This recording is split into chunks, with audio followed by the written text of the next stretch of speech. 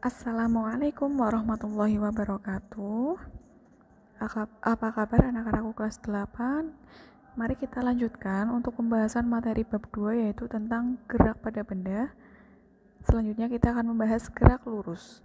Nah, sebelum kita lanjut ke macam-macam gerak lurus, jenis-jenis gerak lurus, kita ketahui dulu nanti di pembahasan nanti kita akan mengenal istilah kecepatan dan kelajuan. Nah, untuk kecepatan itu merupakan perubahan kedudukan setiap satuan waktu. Nah, untuk kecepatan itu memiliki arah dan nilai. Nah, kecepatan itu berarti kalau memiliki arah dan nilai berarti dia termasuk besaran vektor karena dia memiliki arah dan nilai. Sedangkan kelajuan dia merupakan suatu besaran skalar karena dia hanya memiliki nilai saja. Nah, untuk besar kecepatan gerak suatu benda disebut dengan kelajuan. Nah, perbedaannya apa antara kelajuan dengan kecepatan? Untuk kelajuan itu jarak per selang waktu, sedangkan kalau kecepatan itu perpindahan per selang waktu. Ya kan kemarin kita sudah mengetahui apa bedanya jarak dan perpindahan. Jadi, kalau kelajuan itu jarak per selang waktu, sedangkan kecepatan yaitu perpindahan setiap satuan waktu. Seperti itu. Lanjut, nah ini ada soal tentang kelajuan dan kecepatan. Misalnya ya, kita bahas soal tersebut. Si A melangkah ke kanan sejauh 100 meter, kemudian kembali melangkah ke kiri sejauh 50 meter dalam waktu 25 sekon. Berapa kelajuan dan kecepatannya? Nah, kan kelajuan rumusnya apa tadi? Jarak per waktu. Kelajuan merupakan satuan jarak per satuan waktu, sedangkan kecepatan itu perpindahan per satuan waktu. Kita hitung dulu untuk yang kelajuan. Berarti kita ketahui dulu jaraknya. Nah, jarak yang ditempuh oleh A adalah 100 meter ditambah 50 meter sama dengan 150 meter. Nah, untuk menghitung kelajuannya berarti jarak per waktu yang dibutuhkan, berarti 150 meter dibagi 25 sekon, sehingga kelajuannya adalah 6 meter per sekon. Kemudian kecepatannya kita hitung dulu perpindahannya, yaitu 100 meter. 100 meternya kan ke kanan, kemudian dia berbalik ke kiri 50 meter, sehingga perpindahannya adalah 50 meter.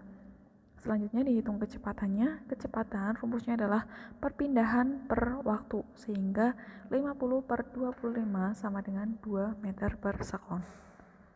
Jadi kelajuannya adalah 6 meter per sekon, sedangkan kecepatannya adalah 2 meter per sekon.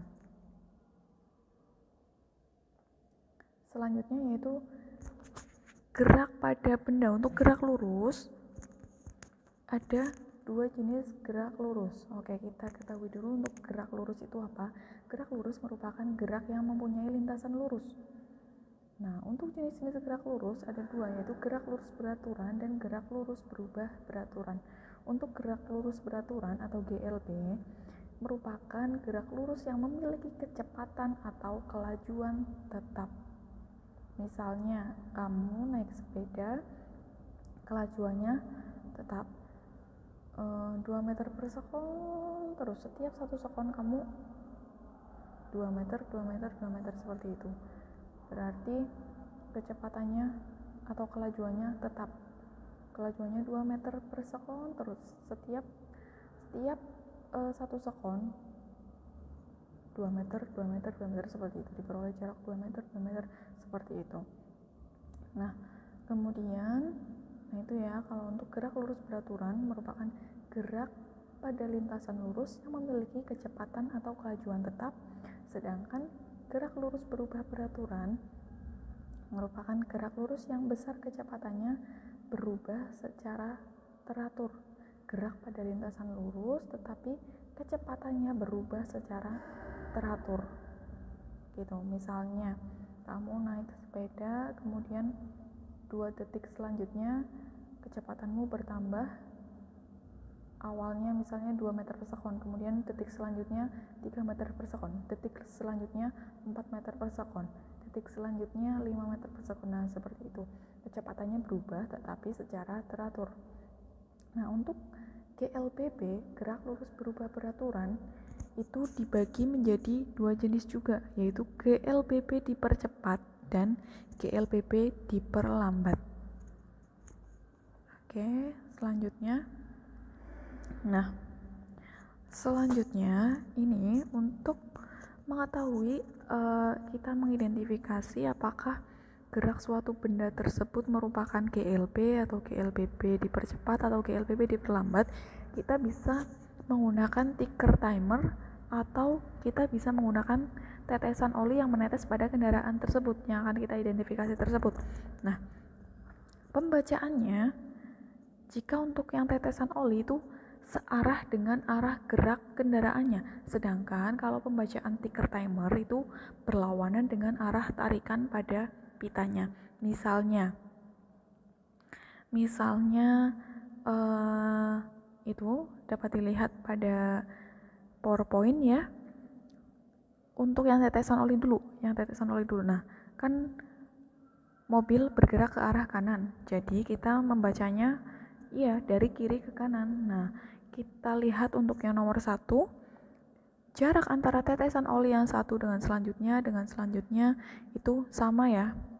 Jarak antar tetesan olinya sama besar, maka itu gerak mobil tersebut termasuk gerak lurus beraturan. Kemudian untuk yang kedua, gambar yang kedua itu jarak antar tetesan olinya dari kiri ke kanan itu semakin dekat, semakin rempet gitu ya, semakin rapat gitu, maka itu dinamakan gerak lurus berubah beraturan diperlambat, GLBB diperlambat. Sedangkan untuk gambar selanjutnya yaitu dari kiri ke kanan, itu tetesan olinya semakin merenggang, semakin jauh, maka gerak tersebut termasuk GLBB dipercepat. Itu untuk tetesan oli. Kemudian kalau untuk ticker timer, cara membacanya itu kebalikannya. Misalnya benda tersebut bergerak ke arah kanan, maka kita membacanya dari kiri ke kanan. Begitu. Itu untuk ticker timer, kita bahas satu-satu untuk ticker timer. Untuk GLBB dipercepat, misalnya pada gambar tersebut ya, pita pink ya, kita lihat. Nah, itu misalnya benda bergerak dari kiri ke kanan, bendanya bergerak ke kanan. Nah, kita membaca ticker timernya dari kanan ke kiri. Ya, dari kanan ke kiri dia itu semakin merenggang, ya kan? Semakin merenggang, maka itu termasuk geraknya GLBB dipercepat. Kemudian untuk pita pink yang kedua, gerak bendanya dia ke kanan, oke, kita membacanya ke arah kiri ya, kita membacanya ke arah berlawanan dengan tarikan pitanya. Nah, untuk jarak antar titik dari kanan ke kiri itu semakin rapat ya, semakin rapat berarti dia termasuk GLBB diperlambat. Kemudian untuk yang ketiga itu jaraknya sama besar, jarak antar titiknya sama besar, maka termasuk gerak lurus beraturan. Begitu. Lanjut. Nah, selanjutnya yaitu gerak lurus beraturan. Gerak lurus beraturan itu tadi ya sudah saya jelaskan, yaitu gerak lurus yang memiliki kecepatan atau kelajuan tetap. Gerak pada lintasan lurus yang memiliki kecepatan atau kelajuan tetap. Nah, rumusnya untuk gerak lurus beraturan, rumusnya adalah S sama dengan V kali T. S untuk jarak, V untuk kelajuan, satuannya meter per sekon, dan T untuk waktu yang diperlukan untuk menempuh. Itu satuannya adalah sekon. Atau kita bisa lihat di segitiga ya, segitiga di PowerPoint tersebut. Berarti S sama dengan V kali T, ya kan? Kemudian kalau untuk mencari V berarti S per T. Kemudian untuk mencari T berarti S per V. Seperti itu. Itu untuk rumus pada gerak lurus beraturan. Kemudian kita perhatikan juga grafik pada gerak lurus beraturan. Grafik pada gerak lurus beraturan, kita perhatikan untuk yang grafik yang pertama ya, grafik hubungan antara kelajuan dengan waktu. Hubungan antara kelajuan dengan waktu pada grafik tersebut, nah seiring dengan bertambahnya waktu, waktunya kan semakin bertambah ya, geser ke kanan waktunya semakin bertambah, tapi kelajuannya tetap. Ya betul, karena kan gerak lurus beraturan kan gerak pada lintasan lurus yang memiliki kecepatan atau kelajuan tetap. Begitu. Jadi grafik hubungan antara kelajuan dengan waktu pada GLB itu seperti gambar grafik yang pertama tersebut. Kemudian grafik yang kedua yaitu hubungan antara jarak dan waktu pada GLB.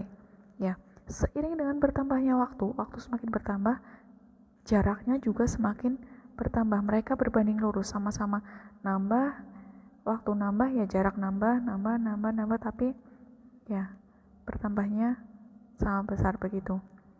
Berbanding lurus. Seiring bertambahnya waktu, jaraknya juga bertambah. Begitu untuk gerak lurus beraturan. Selanjutnya yaitu contoh soalnya ya. Contoh soal pada GLB. Misalnya seorang pengendara sepeda bersepeda selama 2,5 jam. 2,5 jam menunjukkan waktu ya. Sepanjang lintasan lurus ya. Berarti di lintasan lurus kecepatannya waktunya segitu 2,5 jam. Kemudian berapa jarak yang ditempuh jika diketahui kecepatannya tetap sebesar 18 km per jam? Itu V-nya 18 km per jam. Ya, yang ditanya adalah S. Maka kita selesaikan ya, diketahui V-nya adalah kecepatannya adalah 18 km per jam. Kemudian waktunya adalah 2,5 jam.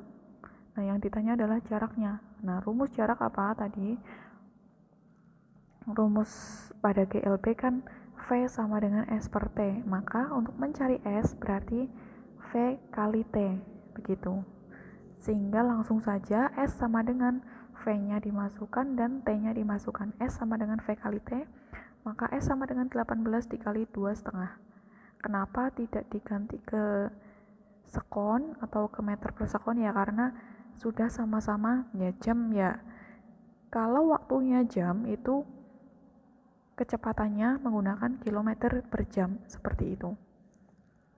Itu sehingga diperoleh jarak yang ditempuh oleh pengendara tersebut adalah 18 dikali 2,5 sama dengan 45 km. Seperti itu. Ya, mungkin itu saja dulu untuk gerak lurus beraturan. Semoga bermanfaat. Wassalamualaikum warahmatullahi wabarakatuh.